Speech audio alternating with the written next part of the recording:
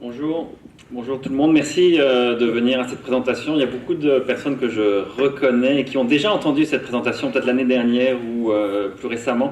Alors, il y a aussi une autre salle à côté sur Chris Marini sur les microgrids, il est venu faire en fait, sa présentation. C'est un professeur à la retraite, mais toujours actif en Californie, qui vient faire un séjour au Québec. Et il est venu faire la présentation qu'il fait aujourd'hui à HEC il y a quelques semaines. Et donc c'est très intéressant sur tout ce qui est microgrids. Et donc je ne prendrai pas personnel si vous évoluez vers l'autre présentation. Ça me fait très plaisir. Quand on me demande de parler de l'état de l'énergie au Québec, évidemment, je dis toujours oui dans la mesure de mes disponibilités. Donc c'est un document qu'on publie pour la 3e fois. C'est une version physique, mais évidemment que j'ai dans les mains. Il y a une version PDF gratuite sur le site de la chaire, energie.hec.ca. Donc ce que je vais vous présenter aujourd'hui, c'est un résumé de ce document qui a une 40aine de pages. Il y a beaucoup de données. La motivation de faire ce document, comme les années précédentes, c'est qu'il y a beaucoup de données en énergie qui sont générées par différentes sources, mais il y a peu et ou pas de documents synthèse qui permettent d'avoir un regard cohérent sur le secteur de l'énergie au Québec ou même au Canada. En ce moment, en fait, je suis même en discussion avec Statistique Canada, et particulièrement, qui génère beaucoup de données. Et il y a beaucoup de problèmes dans les données énergétiques au Canada. Et là, j'ai envoyé ma liste de 4 pages de problèmes qu'il y a dans leurs données. Et là, on a une conversation qui s'entame pour améliorer la qualité des données énergétiques. Ce qui est extrêmement important, non seulement d'améliorer la qualité des données, mais aussi l'amplitude des données couvertes. Surtout pour les énergies renouvelables. Ceux qui sont en éolien ou pire en biogaz en ce qui concerne les données énergétiques, vous saurez que Statistique Canada n'a rien à peu près comme données valables sur la production éolienne, la capacité éolienne et sur tout ce qui est biogaz, biomasse. C'est tout simplement catastrophique l'état des données.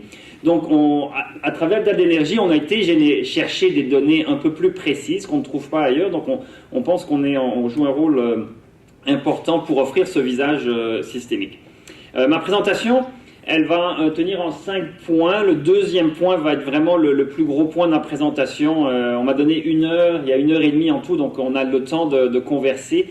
Je vous invite même à poser des questions en cours de route si vous le voulez, mais on a une demi-heure. Je vais parler pendant 1 heure, puis on a une demi-heure à la fin de 11h30 à midi pour échanger sur tout sujet que vous voudrez. Donc je fais une courte rétrospective de 2016, parce que c'est bien de temps en temps de regarder en arrière qu'est-ce qui s'est passé. Et après, le corps de la présentation, ça va vraiment être les systèmes énergétiques, le système énergétique du Québec et ses sous-systèmes. On va parler de gaz à effet de serre, parce que c'est le gros défi qui nous attend. Il y a déjà des choses qui sont en marche, comme on l'a entendu ce matin, ceux qui étaient dans cette salle-ci, sur le marché du carbone. Mais le plus gros reste à venir, parce que pas en termes de système, le système il est là, mais le gros des efforts et le signal de prix qui existe, mais qui est caché, mais ce signal de prix, à mon sens, en 2017, je pense qu'on va le sentir un peu plus, pour des raisons sur lesquelles je reviendrai. Une petite partie sur la contribution à l'économie québécoise. La contribution évidemment du secteur de l'énergie est importante, mais c'est pas le but là pour comprendre les systèmes énergétiques. C'est important de parler de la contribution à l'économie, mais ça ne va pas être le cœur de la présentation. Quelques perspectives pour 2017 vont clore en fait la présentation.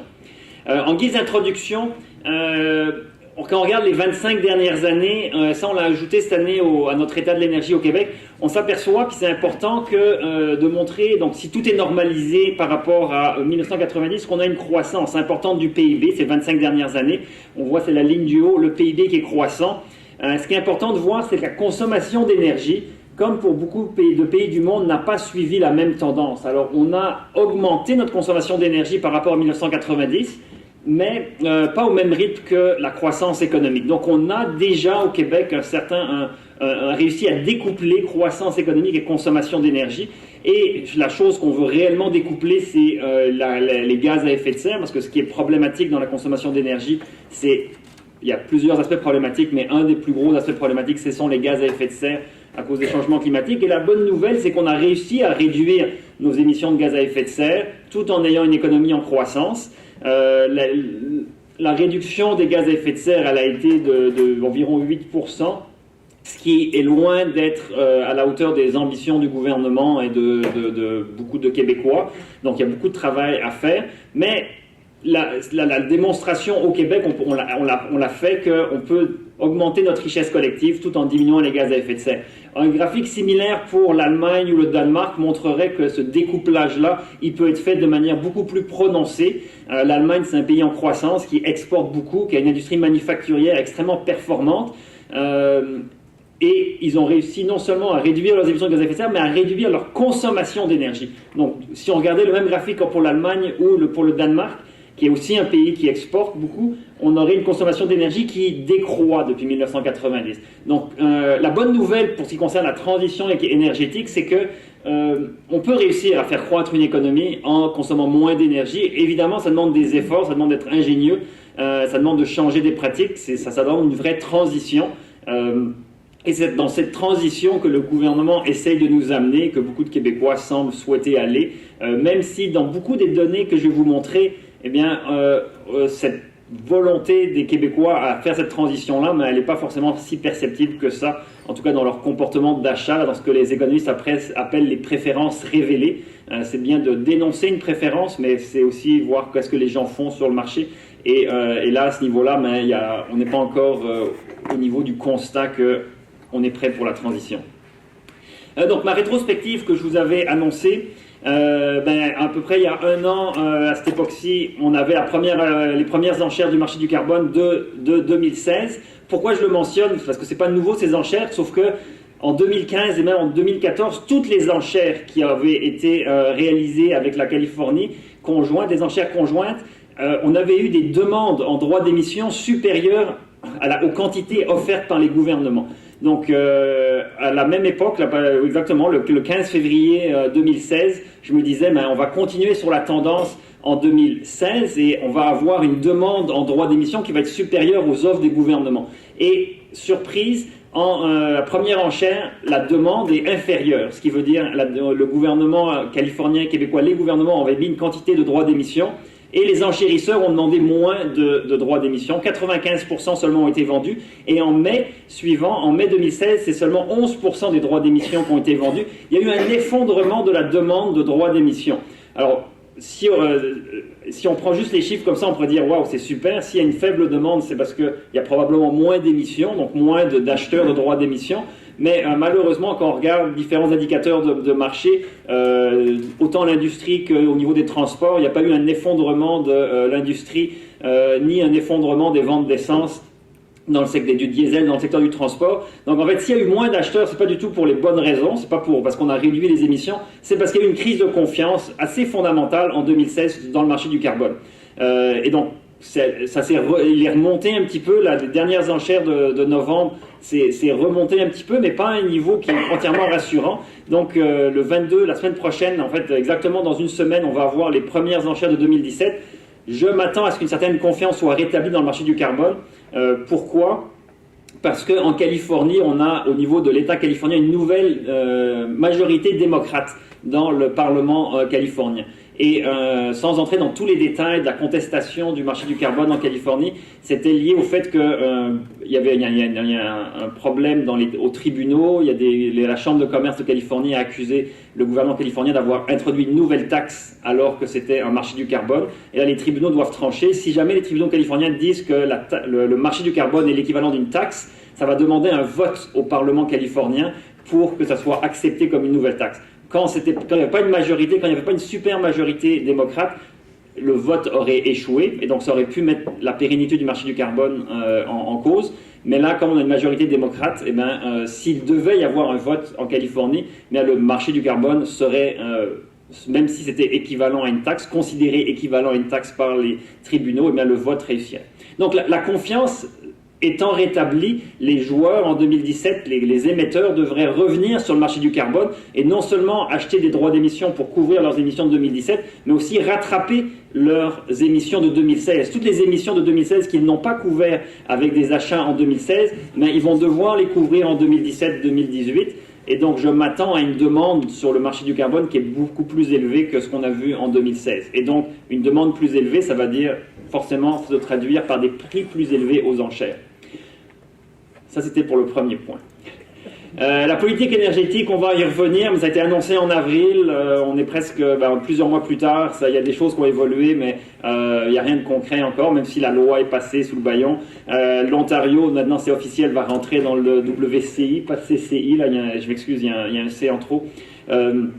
On a eu le rapport sur les rapports d'évaluation environnementale stratégique sur les hydrocarbures, un rapport qui est, j'ai fait partie là de l'équipe qui a participé à cette évaluation environnementale stratégique.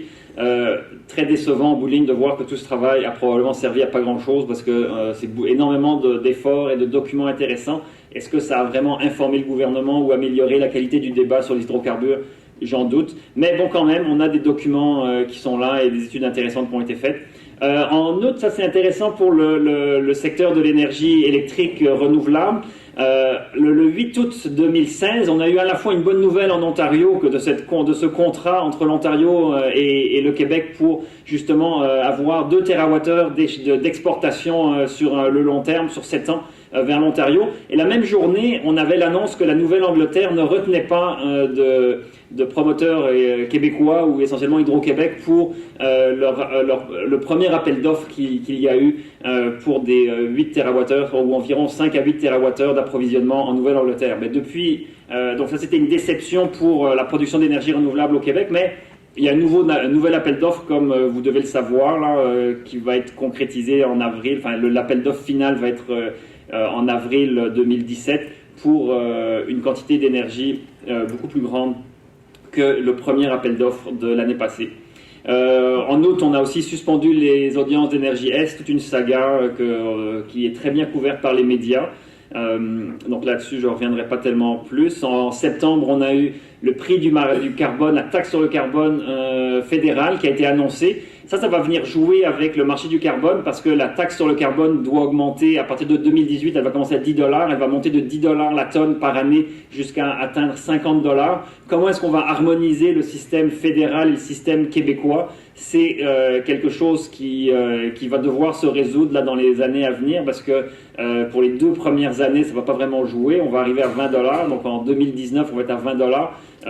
J'imagine sur le marché du carbone, on va aussi être à $20 la tonne sur le marché, mais après, si on a une taxe qui est supérieure, une taxe fédérale qui est supérieure au niveau québécois, il va falloir trouver une manière d'harmoniser tout ça. Ça ne va pas être facile.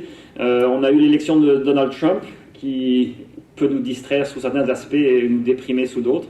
Au point de vue énergétique, comme vous avez dû le conclure, ça n'aura pas d'incidence trop directe sur le Québec, même si évidemment c'est quelque chose qu'on suit et qu'on regarde. Donc ça c'est quelques événements de 2016 qu'on a retracés. Évidemment c'est très subjectif comme choix de date.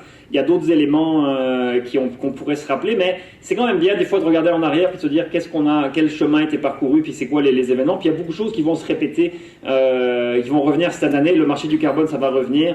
La mise en place de la politique énergétique, évidemment, ça va revenir. Énergie Est, on a loin d'avoir fini d'entendre parler de ça. Donc beaucoup de choses vont continuer d'être là. Maintenant, le système énergétique québécois, ça c'est le graphique donc, que je me plais à présenter à chaque année. Il évolue pas beaucoup. Si vous l'avez vu l'année passée, c'est grosso modo le même.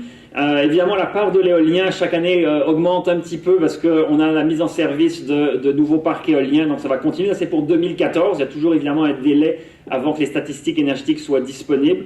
Un délai qui est déplorable parce que pour beaucoup de ces statistiques-là, on les connaît en temps réel quasiment. La production éolienne, on peut la connaître en temps réel. Alors pourquoi attendre 2 ans avant que Statistique Canada ait des données? C'est une question que je me pose encore. Mais donc, simplement pour résumer, on a c'est de gauche à droite, là on a les sources d'énergie. Tout ce qui est en haut, tout ce qui est renouvelable, c'est produit au Québec. Tout ce qui est en bas, c'est l'énergie des hydrocarbures qui sont importés. Donc on importe le gaz naturel, le charbon, le pétrole. On produit de l'énergie éolienne, de l'hydro, de la biomasse. Le solaire, on en produit très légèrement, mais évidemment c'est un flux énergétique tellement mince qu'il ne peut pas être représenté ici. Et on a donc les 2 piliers du système énergétique québécois, ce sont vraiment le pétrole et l'hydroélectricité. Donc c'est le pétrole qui est l'énergie qui est la plus utilisée, qui est dans le système énergétique québécois. Donc vous voyez la taille de la barre pétrole en bas est très importante. Ce pétrole, il arrive au Québec de manière brute. il est raffiné au Québec. On a au Québec des raffineries importantes, je reviendrai un petit peu là-dessus. On importe quand même des produits raffinés, on réexporte des produits raffinés et on utilise ces produits raffinés essentiellement dans le secteur du transport. Ah, ça marche. Et donc là, vous voyez ici, dans le secteur de consommation, dans le secteur du transport, c'est l'essentiel de notre utilisation du pétrole. On a du pétrole qui est utilisé aussi au niveau industriel et résidentiel. Et le pétrole qui est utilisé dans le secteur industriel et dans les bâtiments commerciaux et résidentiels, ça c'est le pétrole qui sera le plus facile d'éliminer notre consommation. C'est essentiellement dans le secteur industriel parce qu'ils n'ont pas accès au gaz naturel, qu'ils utilisent du pétrole et que la biomasse n'est pas encore compétitive pour ces utilisateurs-là. Mais comme vous le savez, il y a beaucoup de projets qui font en sorte qu'on essaye de développer l'approvisionnement en gaz naturel sur la côte nord, donc des industries sur la côte nord qui doivent utiliser encore du pétrole. Et il y a aussi beaucoup de projets de substitution du mazout par de la biomasse qui vont se développer dans les années à venir. Évidemment, la chute du prix du pétrole n'a pas aidé à mettre de l'avant ces projets-là parce que beaucoup de projets qui étaient rentables à $100 le baril pour la biomasse comme substitut aux produits pétroliers ne le sont plus vraiment à $50.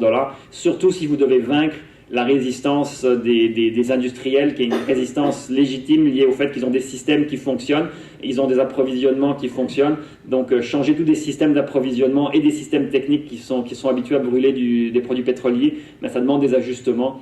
Et évidemment, tout ajustement là demande des efforts supplémentaires et tout humain rechigne à faire des efforts supplémentaires d'une manière générale. Au niveau de l'électricité, on le voit, ce qu'on a ici, c'est vraiment la matière première, l'énergie primaire. Donc ici, c'est la force hydraulique. Ici, c'est la force du vent. Le nombre de pétajoules qu'on voit ici, c'est la force du vent. Quand vous avez le vent qui souffle, un pétajoule de vent qui souffle, on ne peut pas tout transformer en électricité dans une éolienne. Il y en a environ 30% de la force du vent qui est transformée en électricité. Donc c'est pour ça, en fait, si vous faites la conversion ici de ce nombre de pétajoules en mégawattheure, vous n'allez pas trouver la même quantité. Mais ça, c'est parce que ça, c'est l'énergie primaire qui est utilisée. De la même manière, c'est la force hydraulique qui est transformée dans les turbines en électricité. Pour l'hydroélectricité, on utilise un facteur de conversion de la force hydraulique de l'ordre de plus 90% à 95% de la force hydraulique qui est transformée en électricité. Mais donc il y a quand même des pertes à ces niveaux-là et des pertes aussi au niveau de la distribution des réseaux. Donc ces pertes-là ici, elles sont à peu près inévitables, les pertes qu'on voit ici. Par contre, les pertes qu'on a dans les systèmes de consommation, au niveau des bâtiments ici et au niveau industriel, des pertes de chaleur qui pourraient éventuellement être réutilisées. Si on avait une meilleure écologie industrielle, si on avait on pouvait récupérer cette chaleur-là, eh bien, on pourrait imaginer certaines industries qui récupèrent cette chaleur-là pour en faire certaines choses. C'est sûr que c'est une chaleur de moins bonne qualité, moins haute température, mais malgré tout, il pourrait y avoir une certaine récupération de ces pertes-là. En transport, vous voyez l'énergie utile, elle est très faible comparée à l'énergie totale utilisée, mais ça c'est lié essentiellement à l'inefficacité du moteur à combustion interne qui fait en sorte que seulement 20% de votre essence que vous mettez dans votre voiture est utilisée pour faire rouler la voiture. Le 80%, c'est des pertes de chaleur, des pertes dans le système de transmission, ce qui fait que l'énergie utile pour vous déplacer, c'est seulement 20% de ce que vous mettez dans votre réservoir. Et ça, on peut augmenter marginalement ce pourcentage-là, mais ça va être très difficile. Les voitures électriques, elles ont un taux l'efficacité du moteur électrique est bien plus grande, il y a beaucoup moins de pertes qui se réalisent. Donc la transition vers une électrification des transports va permettre de réduire en partie là, ces pertes ici. Donc là, on voit les flux généraux qui caractérisent notre système et qui montrent que hydro, pétrole, gaz naturel sont les trois principaux piliers.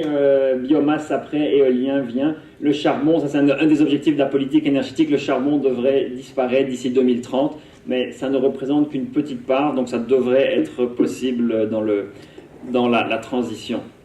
Trois grands secteurs de consommation sur lesquels on va revenir un petit peu. Il y a plus de détails dans le rapport, mais les trois grands secteurs de consommation, le transport, l'industrie et le secteur du bâtiment. Souvent, on sépare le secteur du bâtiment en secteur résidentiel et commercial et institutionnel. Puis c'est légitime de le faire parce que la consommation résidentielle et la consommation commerciale sont très différentes, mais il reste que c'est la consommation dans des bâtiments. Et c'est la gestion d'énergie dans ces bâtiments qu'il faut concevoir. Et tout ça, ça découle du code du bâtiment, de nos pratiques de construction, de notre gestion de l'énergie dans les bâtiments. Donc c'est un chantier vraiment sur les bâtiments, sur la consommation d'énergie dans les bâtiments qu'il faut vraiment concevoir. Les problématiques sont très différentes après dans le secteur résidentiel, dans le secteur commercial, institutionnel, mais ça reste la gestion d'énergie en bâtiment. Puis je pense que c'est important de concevoir ainsi pour comprendre que le code du bâtiment, tout ce qui a trait à la rénovation joue un rôle extrêmement important dans notre consommation énergétique. Et que si on veut amorcer une transition énergétique, c'est pas uniquement au niveau de la production d'énergie qu'il va falloir agir, mais évidemment aussi au niveau de la transformation, mais surtout consommation d'énergie qu'il va falloir agir. Donc là, ce que je vous propose maintenant pour rentrer plus en détail, c'est de rentrer un peu dans dans chacune de ces filières énergétiques et de présenter certains aspects de ces filières-là. On va commencer par la plus importante, le pétrole. Ce qui intéresse souvent les gens, c'est d'où vient notre pétrole. Là, vous avez un historique de nos approvisionnements en pétrole ces dernières années, ces 15 dernières années en gros. Et là, vous voyez donc, historiquement, c'était l'Algérie, le Kazakhstan, l'Angola, qui était la Norvège, qui étaient nos sources de pétrole. Avec l'avènement du gaz de schiste et du pétrole de schiste aux États-Unis, vous avez vu, à partir de 2013, une croissance de l'approvisionnement américain en pétrole. Donc, historiquement, les États-Unis n'exportaient pas de pétrole. Les États-Unis sont un importateur net de pétrole.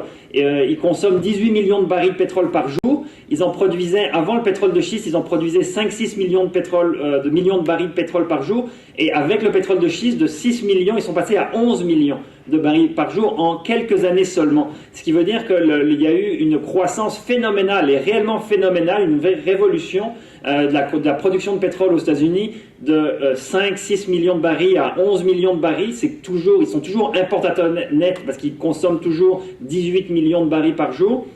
Mais ils ont la production de pétrole américaine était telle que elle a cru et donc ils trouvaient des débouchés parce que forcément il y a toujours des échanges. Donc le Canada, le Québec a été un débouché important pour le pétrole de schiste qui est arrivé donc en 2014-2015, qui continue d'arriver, mais évidemment avec l'inversement de la ligne 9B de Enbridge, le Montréal et les raffineries québécoises ont commencé à être approvisionnées bien davantage en pétrole canadien. Donc c'est pour ça que vous voyez la croissance en approvisionnement pétrolier de l'Ouest, donc essentiellement de l'Ouest canadien, à partir de 2015 surtout, avec l'ouverture de la canalisation Enbridge. On a donc ce pétrole qui arrive au Québec, eh bien, il est raffiné au Québec. On a une grande capacité de raffinage, 400 000 barils par jour.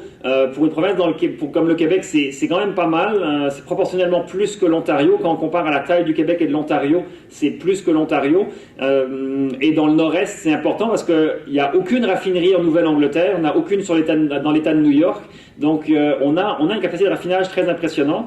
Une consommation qui est donc en deçà de notre capacité de raffinage, ce qui veut dire qu'on peut exporter des produits raffinés. Et vous voyez ce que nos raffineries produisent, c'est grosso modo autant d'essence que de diesel. On ne consomme pas autant de diesel que d'essence. Donc, ce qui se passe, la dynamique dans ce secteur-là, c'est le Québec va avoir tendance à exporter du diesel et importer de l'essence parce que l'équilibre n'est pas là dans notre production. Donc, il y a quand même des échanges de produits pétroliers qui se fait. Ce qui est important aussi de voir, puis ça c'était un petit peu sur mon graphique des flux, c'est qu'on a une consommation de pétrole non énergétique ici. Vous avez ce flux ici, c'est la consommation de pétrole non énergétique. C'est environ 10% de la consommation de pétrole, puis c'est la même proportion qu'à l'échelle mondiale. Qu'est-ce que c'est ça? C'est essentiellement en volume, c'est d'abord l'asphalte de nos routes, et puis après il y a la pétrochimie pour les plastiques, pour les engrais, mais c'est surtout tous les toits presque tous les toits québécois sont en barre d'eau, d'asphalte, ou même les produits, là, les toits blancs, là, les toiles Soprema blanches extensibles, ben ça c'est aussi des produits du pétrole. Donc, il y a une filière du pétrole non énergétique qu'il ne faut pas oublier parce que elle joue un rôle important. Là. Si on parle de sortir ou de tenter de sortir le pétrole du transport, j'ai entendu personne dire qu'il fallait arrêter de faire des routes asphaltées, à part ceux qui veulent vendre des routes en béton. Là, mais ça serait, d'un point de vue environnemental, c'est pas forcément mieux le béton que l'asphalte. Ceci dit, on va avoir beaucoup de béton au Québec avec Fort Daniel, mais on va peut-être faire des routes en béton, mais c'est un autre débat. Donc là, on raffine ce pétrole, on vend évidemment des produits pétroliers raffinés au Québec. Et là, vous voyez les trajectoires de consommation réelles depuis 1990 jusqu'en 2016, et puis les trajectoires en pointillés qui nous permettraient d'atteindre la cible de la politique énergétique gouvernementale d'ici 2030. Alors d'ici 2030, c'est un objectif explicite de réduire de 40% notre consommation de produits pétroliers raffinés, donc c'est une cible très ambitieuse. Vous voyez la trajectoire, elle est là. Nous ne sommes pas alignés sur cette trajectoire-là. L'essence, c'est le principal produit pétrolier qu'on consomme au Québec.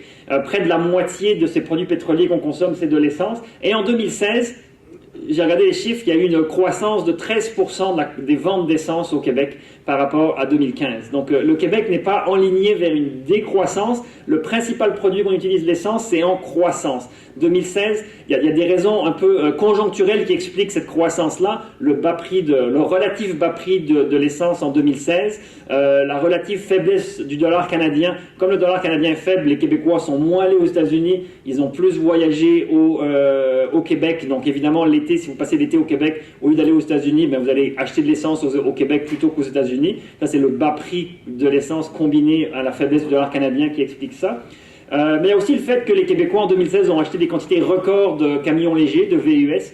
Et si vous achetez un nouveau VUS, ben vous avez le goût d'aller le faire rouler sur les terres de garnotte, les routes de garnotte de la province. Alors vous allez rouler partout et vous achetez plus d'essence.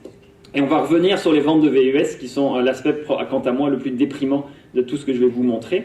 Mais on a cette trajectoire-là, c'est un sacré défi qu'on a et on se prépare pas le terrain de manière optimale.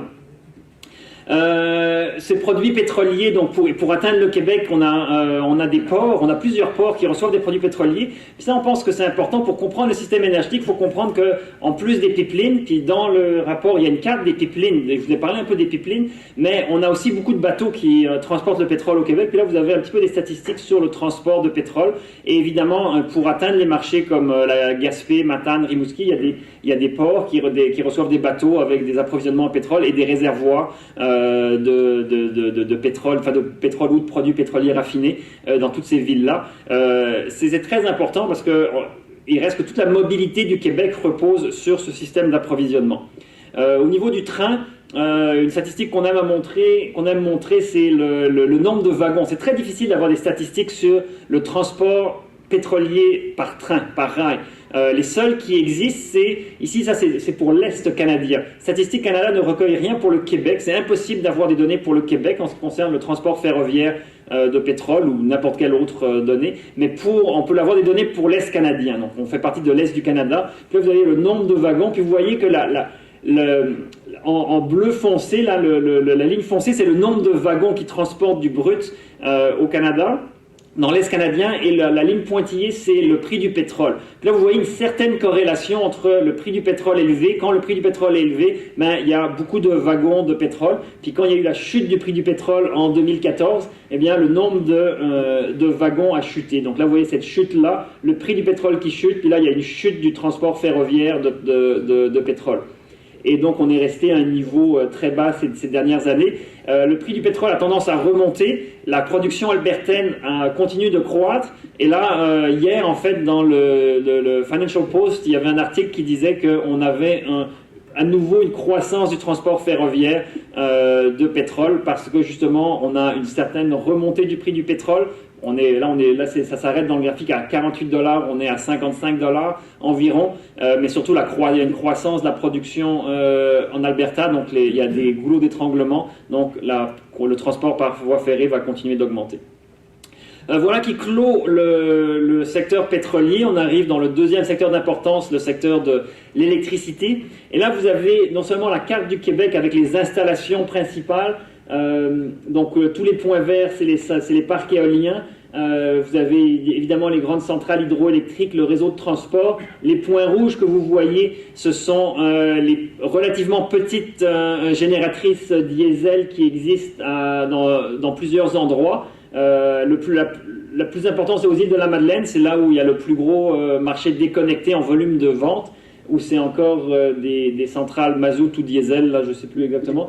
Et on tarde. Comme vous le savez, là, plusieurs promoteurs éoliens ici là, seraient ravis de pouvoir aller remplacer ces centrales-là. Et pour des raisons, en fait, que j'ai entendu, là, c'est rien de glorieux qui explique le retard de remplacer ces centrales-là. Parce que surtout que ça coûte cher, hein. C'est des kilowattheures qui coûtent très cher, c'est marginal dans le système québécois, mais c'est des kilowattheures qui coûtent 20-30 cents du kilowattheure. À 20-30 cents du kilowattheure, il y a beaucoup de choses qui peuvent se faire en couplant de l'éolien et du diesel, mais ça se fait à pas de tortue ou en fait ça se fait pas pour l'instant, mais on prévoit le faire. Par contre, ce qui est à un niveau plus macro et plus intéressant, puis, il y en a plusieurs ici qui sont très au courant de ces marchés-là, c'est nos voisins. Et tous nos voisins, vous voyez, des volumes intéressants. Le Québec, on est des mastodontes, là, parce qu'on est 8 millions d'habitants au Québec. On produit 200 TWh. Nos voisins en Ontario, ils sont 11 millions et ils produisent beaucoup moins. New York, c'est un 15 millions environ d'habitants. Nouvelle-Angleterre, c'est un autre 15 millions d'habitants. Avec des productions d'énergie beaucoup moindres que le Québec. Alors avec nos 8 millions d'habitants, le Québec produit beaucoup plus d'énergie. Et comme vous voyez dans les statistiques ici, il y a beaucoup de gaz naturel à remplacer chez nos voisins. Et la bonne nouvelle, indépendamment de Trump, c'est qu'ils ont non seulement un marché du carbone pour le secteur de l'électricité avec des plafonds qui décroissent, mais ils ont des ambitions à New York et en Nouvelle-Angleterre d'avoir bien davantage d'énergie renouvelable dans leur parc de production électrique. Dans le cas de New York, ils veulent passer d'environ 25% aujourd'hui à 50% de production d'électricité renouvelable d'ici 2030. Ça, 2030, comme on le sait, c'est très rapide là. En 13 ans, ils doivent doubler leur production d'énergie renouvelable. C'est à toute fin pratique impossible de le faire dans les frontières de New York. Et ils vont devoir se tourner vers des sources d'approvisionnement où on peut produire de manière moins chère et en quantité plus fiable.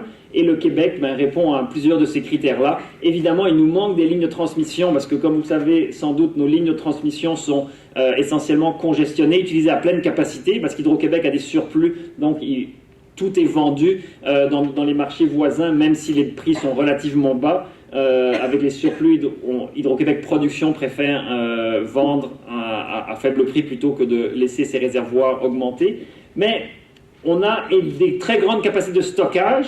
On a des lignes des voisins qui ont besoin d'énergie renouvelable. On a un potentiel de croissance en éolien, mais on est en fait un joueur régional idéal qui pourrait justement garantir des approvisionnements en énergie électrique en utilisant le stockage possible. Donc on produit l'énergie quand on peut avec les éoliennes et quand le vent ne souffle plus, eh bien, on produit l'énergie avec nos barrages. Donc on peut coupler de manière idéale. Évidemment, il faut qu'on ait la capacité pour le faire.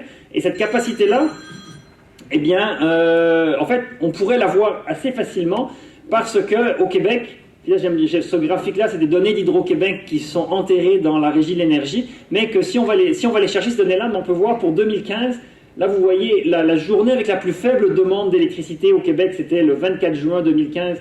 On a environ 13 000 mégawatts de capacité d'utiliser. Et au pic, on a 35 000 mégawatts d'utilisés.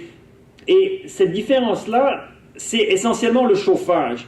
Et si on gérait notre chauffage différemment, eh bien, ça serait relativement facile d'aller dégager un 10 000 MW qui ne sert que 3 ou 4 mois par année à chauffer essentiellement nos unifamiliales au Québec. Si on revoyait nos manières de chauffer et si on revoyait un petit peu la manière de tarifer l'électricité pour justement amener des incitatifs à rénover et à gérer notre chauffage différemment, eh bien, on pourrait libérer 10 000 MW de capacité de production, essentiellement pour servir nos voisins. Donc, en termes de capacité de production, pour aller chez nos voisins, on pourrait, sans rien construire de plus, et je sais que certains d'entre vous n'aiment pas ça, ne rien construire de plus, mais là où il y a de la construction, c'est qu'on a la capacité. Là où il faut de la construction, c'est pour aller chercher plus d'énergie, mais là, ce qu'il faudrait construire, donc c'est plus d'éolien, mais on n'aurait pas de capacité ferme à construire de plus, parce qu'on pourrait aller la chercher dans la gestion de l'électricité au Québec. Et donc là, l'idéal, ça serait de pouvoir garantir de la capacité ferme en réduisant notre demande de pointe d'énergie pour le chauffage. Ça, c'est 3 ou 4 mois par année où il faut juste revoir les choses. et avoir plus d'énergie éolienne mise dans le système. Pour garantir des livraisons fermes à nos voisins, avec quelques lignes de transmission de plus, eh bien, on pourrait faire des contrats assez sensationnels avec nos voisins qui seraient bénéfiques pour tout le monde, parce que ça serait à moindre coût pour nos voisins, ça serait très lucratif pour le Québec, et pour l'environnement, ça serait extraordinaire, parce que ça viendrait remplacer du gaz de schiste qui est essentiellement brûlé en Nouvelle-Angleterre et à New York. Donc, plein d'opportunités, évidemment, beaucoup de choses à faire, et notamment pour mieux gérer la pointe, ce qu'il faudrait que le Québec fasse, c'est mettre un tarif de puissance, et ceux qui suivent les dossiers de la Régie de l'énergie, les dossiers de la Régie de l'énergie, eh bien, vous devriez savoir que cette semaine et la semaine prochaine, il y a des audiences publiques justement sur l'avis tarifaire, sur la tarification d'électricité et du gaz naturel que le ministère de l'Énergie a demandé à la Régie de l'énergie.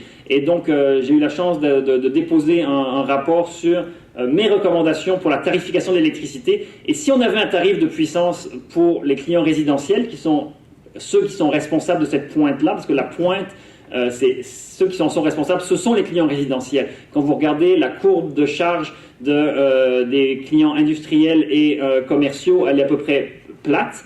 À environ 10 000 mégawatts de consommation respectifs pour les clients industriels et commerciaux. Et là, on a les clients résidentiels qui passent de 7 000 mégawatts l'été à 20 000 mégawatts l'hiver. Donc, on a un 10 000 mégawatts qui n'est utilisé que 3 à 4 mois par année pour chauffer nos sous-sols et nos spas et de plus en plus nos entrées de garage qu'on n'a pas envie de pelleter. Alors, on met des fils électriques dans l'entrée de garage.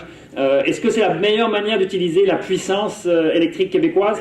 Je pense personnellement que non, et qu'avec un tarif de puissance, on pourrait aller chercher beaucoup d'incitatifs à mieux gérer ça. Donc ça fait partie des recommandations qui sont faites à la Régie, et ça pourrait évoluer dans les années à venir. C'est ce qui me donne un peu d'optimisme, parce que le ministère de l'Énergie et des Ressources naturelles est intéressé par cet avis-là. Ils ont demandé l'avis à la Régie. La Régie a beaucoup d'intervenants, dont certains d'entre vous ici, dont l'ACPER. En fait, l'ACPER, la semaine prochaine, va venir parler de son dossier par rapport à ces questions-là. Donc les choses pourraient évoluer dans les années à venir. Maintenant, passons au gaz naturel. En gaz naturel liquéfié, il y a des projets. Ces projets, comme vous le savez, là, ils mettent du temps à déboucher. Même un projet qui paraîtrait assez rapide à faire, celui de Gaz Métro, de tripler l'usage de liquéfaction, de l'usine de liquéfaction de gaz naturel. Quand j'étais voir mes amis à Gaz Métro au début du mois, où j'aurais demandé, mais là, c'était prévu pour décembre 2016, l'usine de stockage et de regazéification, que s'est-il passé? Et on ne sait, il y a des délais dans la construction. Donc, ça va arriver, mais il y a des délais. Sysgaz est toujours en développement. Énergie Saguenay, un très gros projet de liquéfaction dans le Saguenay. Il est toujours existant, mais évidemment, il y a énormément d'embûches avant qu'il se réalise. Et puis, Bécancour, ça a été reporté, voire annulé. Là, c'est un euphémisme reporté. Peu de gens s'attendent à ce que ça soit le cas. Mais il y a quand même une certaine activité. Il y a beaucoup d'activités, comme vous savez, en biogaz. Ça fait aussi partie des discussions à la Régie de l'énergie. Mon collègue Sylvain Odette de la chaire à HEC Montréal, de la chaire de gestion du secteur d'énergie, a lui déposé un rapport pour comment justement favoriser l'intégration du gaz naturel renouvelable dans le système québécois. Et il y a un balisage des pratiques internationales. Donc je vous invite à aller voir son rapport extrêmement intéressant qui montre comment les principales juridictions sur Terre ont mis en place des systèmes pour favoriser l'intégration du gaz naturel renouvelable dans le système. Évidemment, ça ne vient pas gratuitement, cette intégration-là, donc ça revient à des prix assez élevés. Mais ça permettrait de développer des ressources locales et d'avoir jusqu'à un certain point une certaine circularité dans notre approvisionnement économique, ce qui n'est pas une mauvaise chose à long terme, et donc ça pourrait être poursuivi, ça pourrait être fait. Il y a beaucoup d'explications à faire, je pense, à ce niveau-là, parce que ce n'est pas simple. Il y a quand même beaucoup de projets qui se font déjà. Et là, vous avez, dans l'état de l'énergie au Québec, vous avez 4 pages complètes qui listent tous les projets que nous avons pu recenser là-dessus, parce qu'il y a beaucoup d'activités. C'est beaucoup de petits projets, des projets de fromagerie, par exemple, des fromageries qui, eux, utilisent leur biogaz pour leur propre fin. Ça se fait beaucoup. Il y a aussi des méga projets, surtout dans les sites d'enfouissement. Les plus gros volumes, c'est dans les sites d'enfouissement que vous voyez ici en termes de biogaz, ou même en termes de gaz naturel renouvelable, des sites d'enfouissement qui produisent quand même des quantités jusqu'à 100 millions de tonnes, 100 millions de mètres cubes par an de gaz naturel de biométhane. C'est des volumes qui commencent à devenir importants. Ça peut se développer. Là, vous avez un petit peu un estimé du potentiel à court terme et à long terme, ou théorique, du gaz naturel. Ça pourrait représenter jusqu'à 20% du gaz naturel consommé au Québec. On ne remplacera pas tout le gaz naturel par du gaz naturel renouvelable, mais quand on commence à vers des 5%, 10%, 20%, c'est loin d'être négligeable, et je pense que le gaz naturel joue un rôle très important dans la consommation, surtout pour l'industrie. Donc ça peut être un atout très important là, si on veut avoir des systèmes renouvelables d'énergie, de miser là-dessus. Donc il y a des choses à faire, et le Québec essaye de faire des choses, mais c'est lent, comme beaucoup de choses au Québec en énergie, c'est lent, mais on avance quand même un petit peu. Au niveau de la consommation, là, vous voyez, on en a déjà parlé, mais il y a 3 grands secteurs de consommation, comme je le disais. Vous voyez les sources d'énergie. Ça, c'est un petit peu ce que mon graphique spaghetti du début là, exprimait. C'est une autre manière de le voir. Je passe rapidement là-dessus.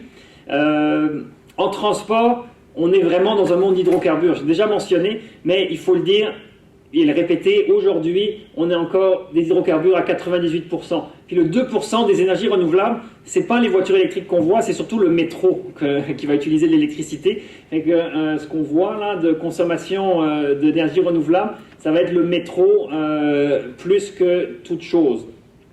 Donc on est dans un monde de transport très hydrocarbures.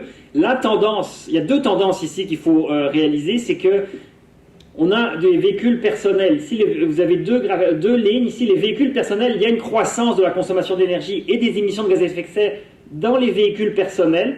Mais la croissance qui est la plus forte, la plus prononcée, c'est dans le transport commercial ici. Transport commercial, c'est cette ligne-là que vous voyez qui a la pente la plus inclinée. Le transport commercial, c'est essentiellement le transport de marchandises lourdes par camion. C'est ça qui s'est beaucoup développé ces 25 dernières années, et c'est ça qui de plus en plus est en croissance en termes de consommation d'énergie. Et ça, on ne va pas électrifier ça en 15 ans, le transport de marchandises lourdes. On entend parler de camions électriques, on entend parler d'autobus électriques, mais ça va être... les voitures électriques sont déjà marginales, mais alors les camions électriques, c'est du rêve, là. On peut en voir, puis... mais ça ne va jamais remplacer la flotte de camions dans les 15-20 prochaines années. Si on veut avoir une politique crédible de réduction de la consommation de pétrole en transport et qu'on veut continuer à transporter des tonnes au Québec d'un endroit à l'autre, il va falloir être un peu plus visionnaire et se dire il faut retourner et développer davantage une technologie qu'on maîtrise extrêmement bien depuis 200 ans, ça s'appelle le chemin de fer, le rail. Il va falloir faire du transfert modal du camion lourd vers le rail, développer des nouveaux corridors ferroviaires pour éviter que des camions fassent Montréal-Gaspé sur la 132, mais qu'on et consomme énormément d'énergie, jusqu'à 10 fois plus d'énergie par camion que par train. Donc vous allez dans un train et vous réduisez votre consommation d'énergie avec un train diesel de 75 à 90% par tonne kilomètre transporté. Donc il faut qu'on soit visionnaire, il faut qu'on développe des corridors ferroviaires, sinon ça sera simplement impossible de faire ce transfert-là.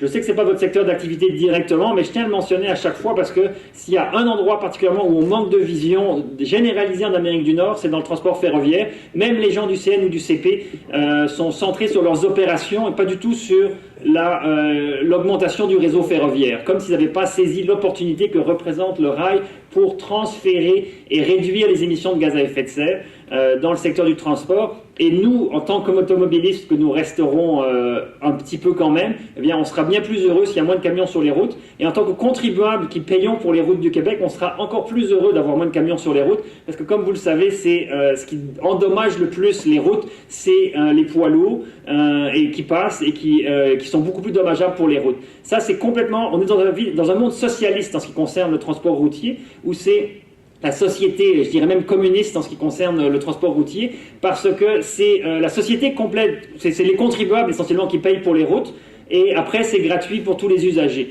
Et ceux qui démolissent les routes, c'est essentiellement les camions lourds, et ils ne payent rien, et c'est après la facture est refilée à tout le monde. Donc il y a un système tarifaire qui ne convient pas du tout, qui est dommageable d'un point de vue financier, qui est dommageable d'un point de vue de gaz à effet de serre, et donc il faudrait vraiment commencer à être un peu visionnaire Évidemment, les échéances électorales de 4 ans ne laissent pas beaucoup de place à ce genre de vision-là, parce que développer des corridors ferroviaires, ça prend plus que 4 ans. Mais d'ici 2030, on a le temps, et c'est vers ça qu'il faudrait se diriger.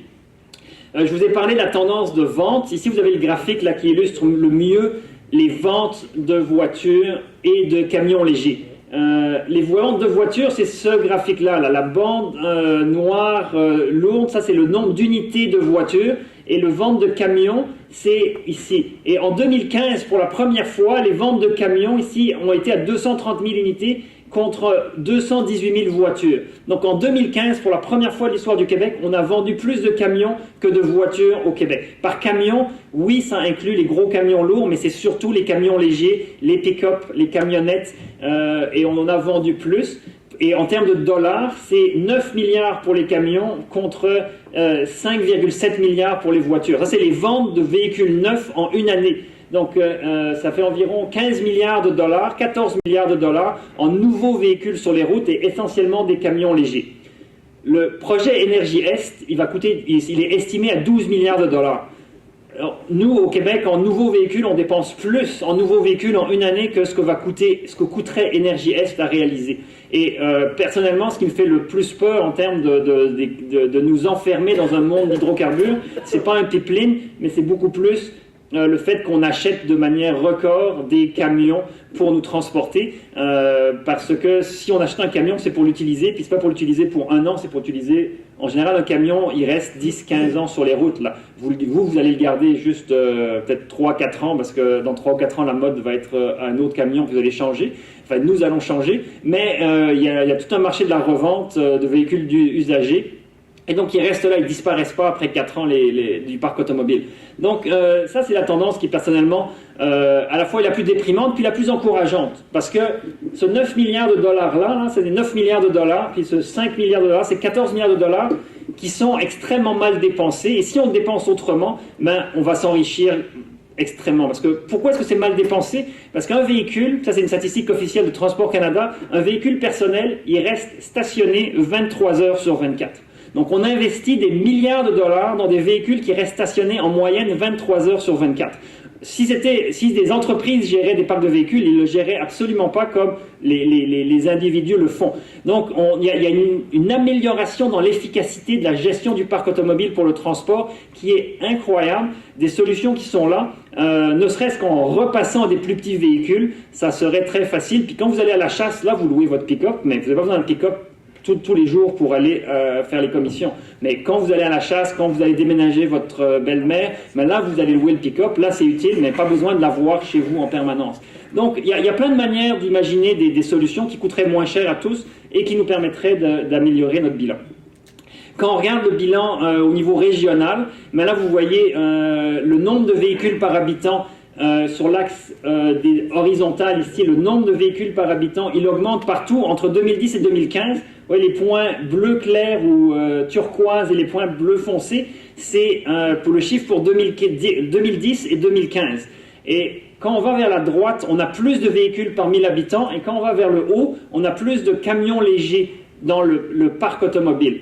Donc vous avez la proportion de camions légers dans le parc automobile. Par exemple, dans le nord du Québec, en haut à gauche, on a plus de 60% des véhicules qui sont des camions légers. C'est normal, si vous habitez dans le nord du Québec, là vous avez besoin d'un pick-up. Mais vous voyez, il y a très peu de pick-up, ils ont environ 300 véhicules par 1000 habitants. À Montréal, on a 350 ou 360 véhicules par 1000 habitants. La moyenne au Québec, c'est plus autour de 450 véhicules par 1000 habitants. Et c'est les Gaspésiens qui sont les champions du nombre de véhicules par habitant. Ils ont dépassé le 700 véhicules par 1000 habitants en 2015, alors qu'en 2010, ils étaient environ à 660 véhicules par 1000 habitants. Donc en Gaspésie, le parc de véhicules continue d'augmenter de façon proportionnelle là, par rapport à 1000 habitants, et évidemment de plus en plus de camions légers dans ces parcs-là. Alors, j'ai rien contre les camions légers. Tout ce que je dis, c'est qu'on n'a pas besoin forcément de plus de camions légers. On peut se contenter du nombre qu'on avait pour faire des choses qui sont légitimes et peut-être laisser les camions légers illégitimes stationnés ou chez les concessionnaires. Ok, dans vos 1000 habitants, ça comprend tous les secteurs. Ça comprend tous les strates d'âge, donc de 0 oui, à 99. oui, oui. Donc, votre graphique est peut-être un peu biaisé pour la Gaspésie, la population est de plus en plus vieillissante, moins jeune, donc le 700 sur 1000 vient aussi... Le conseil est un gros on peut faire des ajustements, évidemment. Ça, c'est tout ce que j'ai pris ici, c'est les camions, c'est le parc automobile par région divisé par le nombre d'habitants. Ça, c'est des données de la Société de l'assurance automobile du Québec.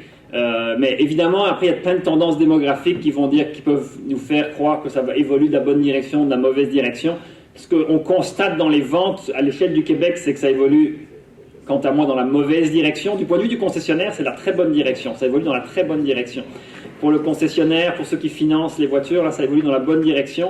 Et puis, dans toutes les régions, ça évolue. La seule région du Québec où il y a eu moins de véhicules par 1000 habitants, c'est à Montréal. Entre 2010 et 2015, il y a eu un léger déclin du nombre de véhicules par 1000 habitants. Mais ça ne veut pas dire qu'il y a moins de véhicules à Montréal, c'est parce que la population a cru plus vite que le nombre de véhicules. Donc il y a plus de véhicules à Montréal en 2015 qu'en 2010, mais comme la population a cru plus vite et qu'à Montréal, on a plus de facilité pour trouver des alternatives aux véhicules individuels, mais c'est plus facile de ne pas acheter un véhicule.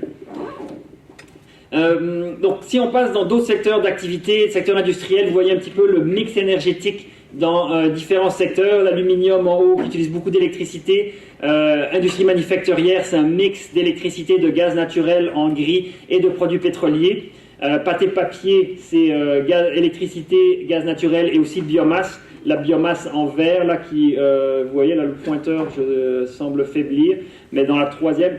Et chaque barre représente la quantité d'énergie totale utilisée par secteur industriel. Donc on voit l'énergie dans le secteur industriel, c'est essentiellement utilisé pour l'aluminium, différentes industries manufacturières, pâte et papier, raffinage, c'est les gros secteurs.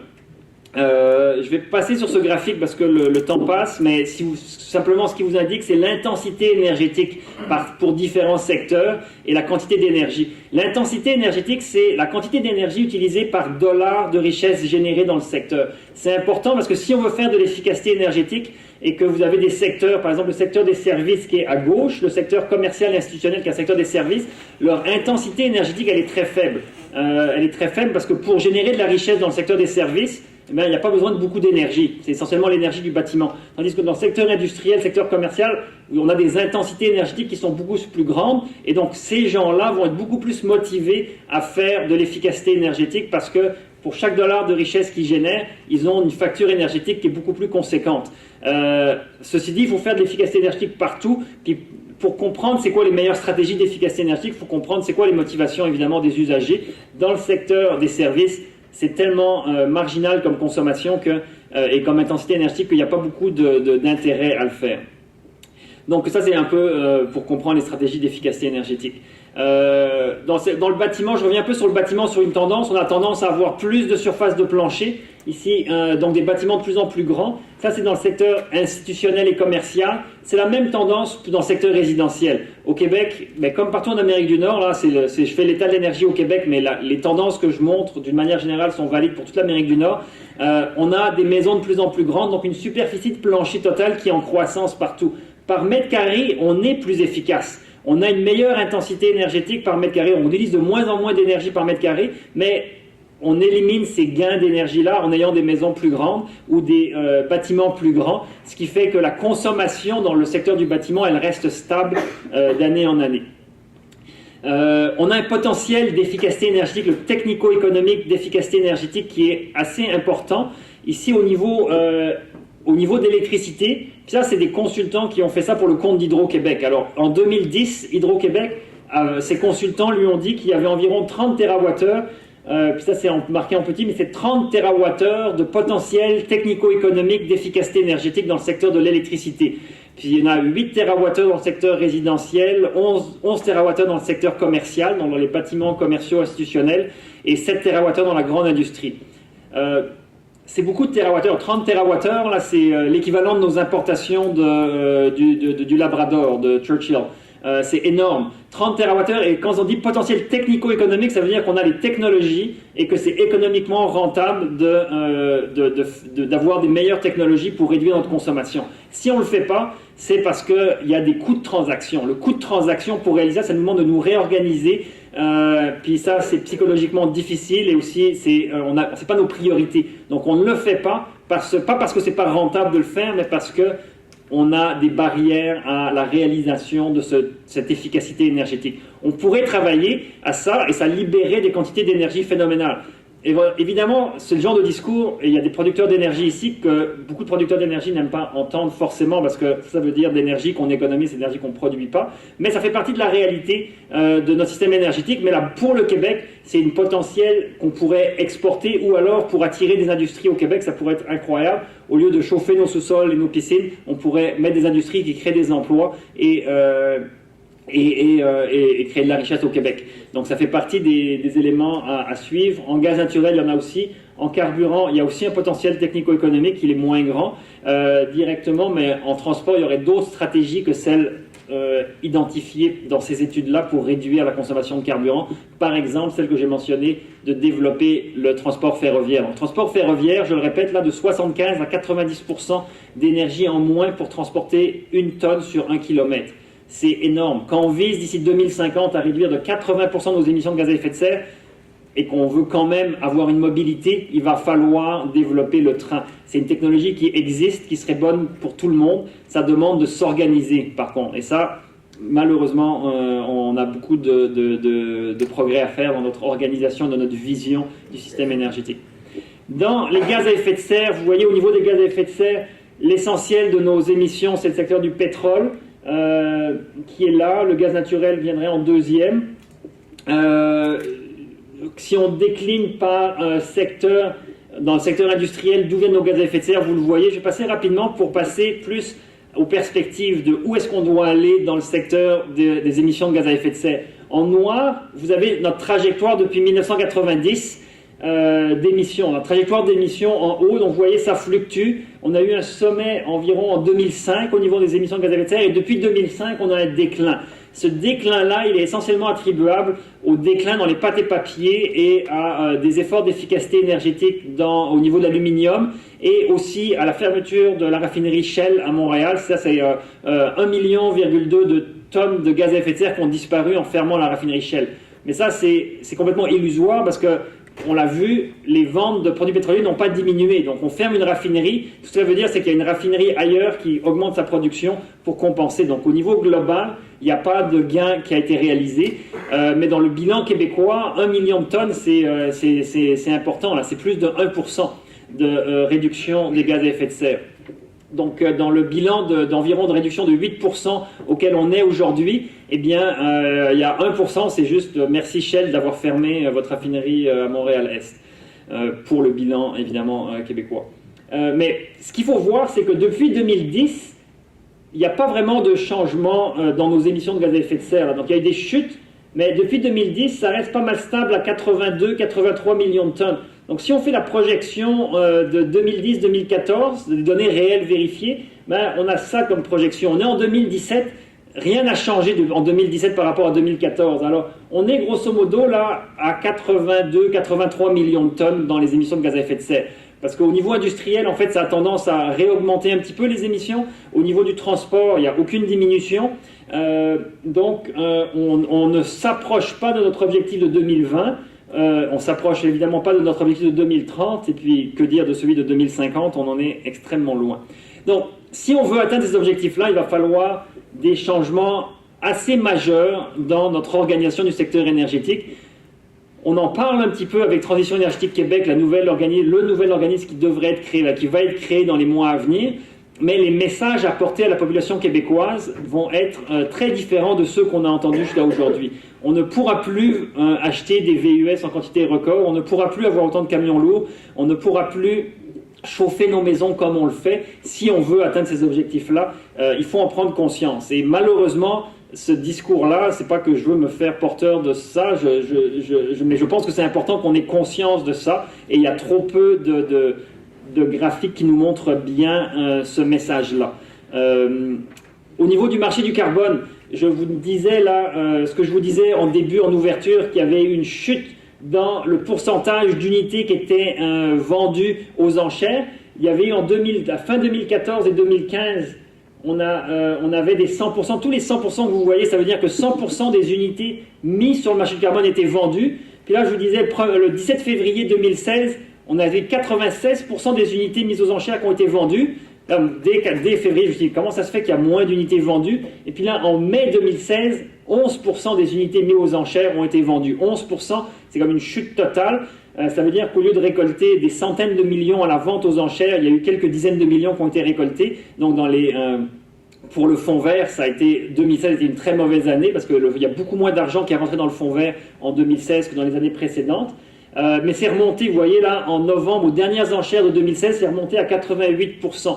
Et évidemment, je m'attends, comme je vous le disais plus tôt, je m'attends en 2017 que tout ce qui n'a pas été vendu en 2016, mais les entreprises émettrices vont vouloir se rattraper et vont se rattraper en 2017. Si elles étaient un peu visionnaires, elles se rattraperaient dès les enchères de la semaine prochaine, parce que, comme vous le savez, les gens ont tendance à faire les choses à la dernière minute. Moi, mes étudiants, ils commencent leurs travaux de session la veille de la date de remise, mais trop d'entreprises émettrices font encore la même chose, achètent ces droits d'émission à la dernière minute. Mais s'ils attendent la dernière minute, tout le monde va aller aux enchères pour acheter. Pourquoi ils vont acheter en 2017? Parce que la période de conformité, c'est 15, 16, 17, c'est 3 années. Donc 2017, c'est la fin de la période de conformité. Mais ils vont devoir acheter d'ici 2017 les unités pour couvrir leurs émissions pour cette période de conformité. Ils pourront les acheter évidemment en 2018 un petit peu, mais en fait, sur le marché secondaire, ils pourront acheter en 2018. S'ils veulent couvrir leurs émissions actuelles, ils vont devoir acheter leurs émissions en 2017. Donc, moi je prédis que les prix vont monter temporairement en 2017 parce qu'il y aura du rattrapage à faire. Et après, ça risque de redescendre un petit peu. Quoique, l'Ontario rentre dans le marché en 2018. Ça va être un marché commun Ontario, Québec, Californie. Et si vous pensez que l'Ontario a réduit ses émissions de gaz à effet de serre de manière impressionnante, eh ben, vous vous trompez parce qu'ils sont comme le Québec. Ils vont plutôt dans la bonne direction, mais ils n'ont pas vraiment beaucoup réduit. Par contre, ils sont aussi ambitieux comme le Québec, et leur objectif pour 2020, c'est 15% sous le niveau de 90. Nous, au Québec, on est moins 20% sous le niveau de 90. L'Ontario, c'est moins 15%. La Californie, c'est 0% sous le niveau de 90. La Californie veut juste retrouver leur niveau de 90 en 2020. Nous, au Québec, c'est moins 20%. La manière dont ça se traduit sur le marché du carbone, c'est que le gouvernement québécois met moins de droits d'émission sur le marché du carbone pour pouvoir atteindre son objectif de moins 20%, et l'Ontario va mettre moins de droits d'émission aux enchères.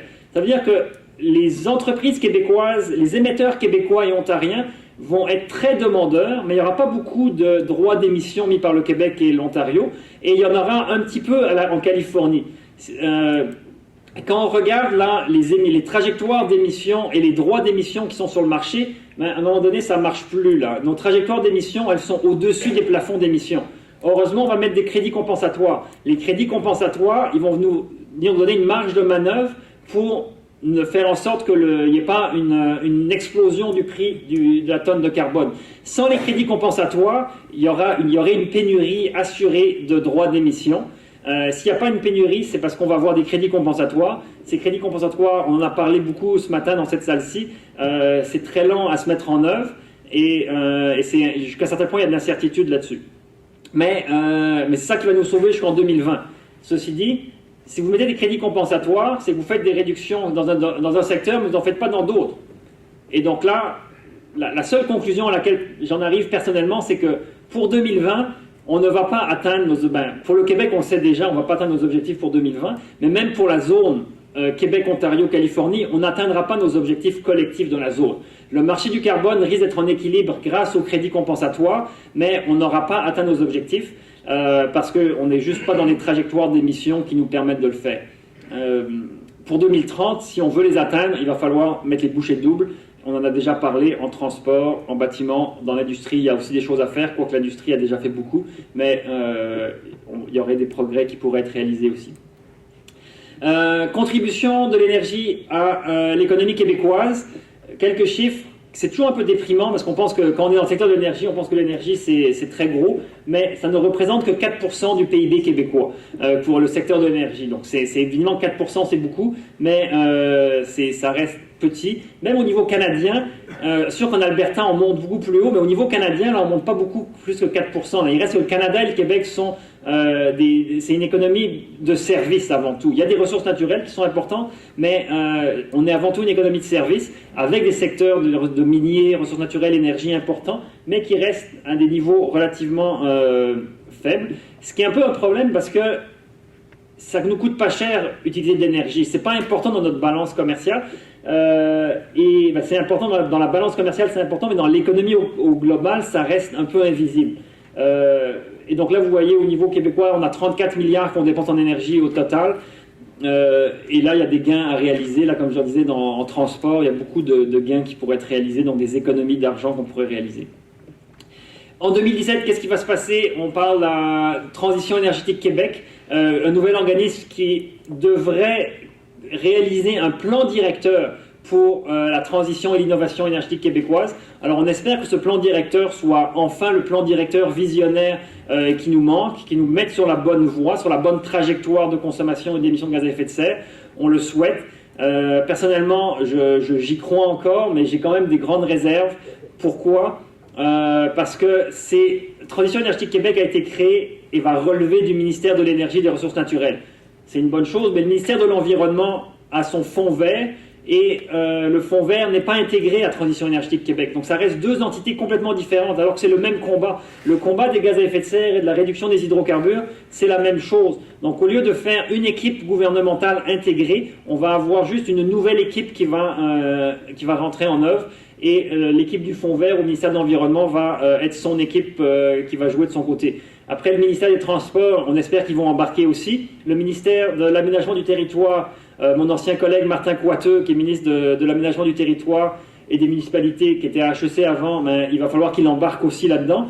Il y a beaucoup de ministères qui doivent embarquer dans Transition énergétique Québec, mais pour l'instant, TEC n'est que le ministère de l'énergie et des ressources naturelles.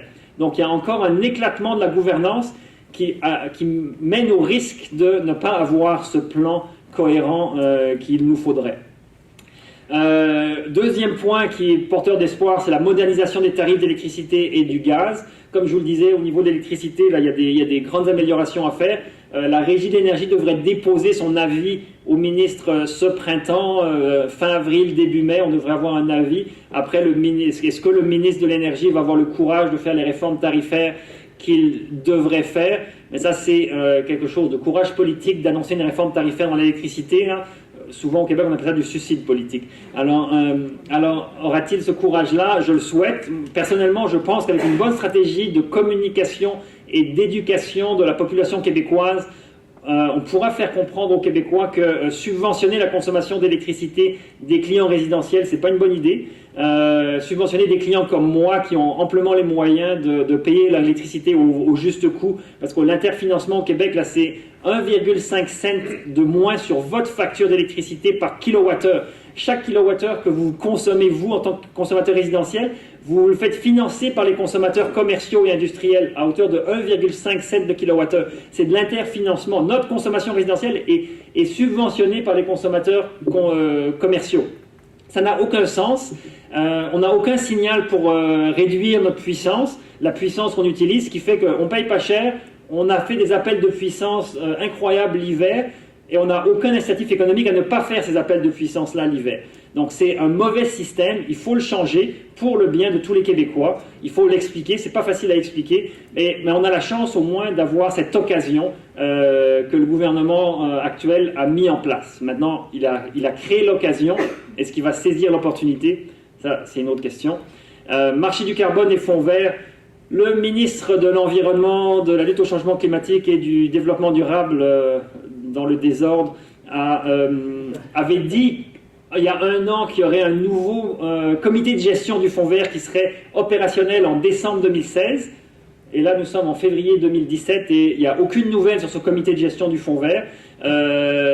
Si vous entendez parler de ce comité de gestion du fonds vert qui devait rétablir la transparence dans le fonds vert et qui devait amener un peu plus de reddition de comptes dans le fonds vert, eh bien, ça serait bienvenu. C'est très important pour la crédibilité du fonds vert et du marché du carbone. Si on continue à être sceptique sur le fonds vert et la manière dont est dépensé l'argent, eh bien, les Québécois ne vont pas embarquer. Et là, le gouvernement annonce un comité de gestion, et là, il ne suit pas son propre agenda. Il devait être là en décembre 2016. Puis si vous allez sur au site du MDDELCC, eh bien, vous allez voir encore, il y a le communiqué de presse à la première page, il y a marqué communiqué de presse, comité de gestion va être créé en décembre 2016. Et ils devraient au moins mettre leur première page du site web à jour pour dire que ce n'est pas le cas. En hydrocarbures, je suis sûr que la saga des hydrocarbures va continuer en 2017. Il y a Quester qui vient faire de l'exploration des puits exploratoires pour du gaz de schiste dans les bassins du Saint-Laurent. Petrolia Anticosti, on va en entendre parler. Personnellement, moi, je suis ouvert à ce genre d'exploration si c'est très bien encadré, parce que si on a des ressources au Québec, pourquoi ne pas les utiliser? Ce qui compte le plus, c'est les deux premiers points. On va quand même utiliser des ressources en hydrocarbures si on réussit à réduire notre consommation et qu'on produit un peu quand c'est rentable et qu'on peut le faire de façon acceptable, ben, on s'enrichit des deux bords. Moi, j'ai aucun problème à m'enrichir des deux bords. Le pipeline, encore une fois, on va en entendre parler. Mon avis personnel, c'est que, encore une fois, c'est un faux débat. Là, si tout le débat sur les pipelines était alloué à la transition énergétique, je pense que le Québec ferait des grands pas en avant. Mais là, on parle de pipelines. Des pipelines, c'est un symptôme d'une demande en hydrocarbures qui est croissante au niveau mondial. Donc débattre sur les pipelines, là, c'est en fait débattre sur rien du tout.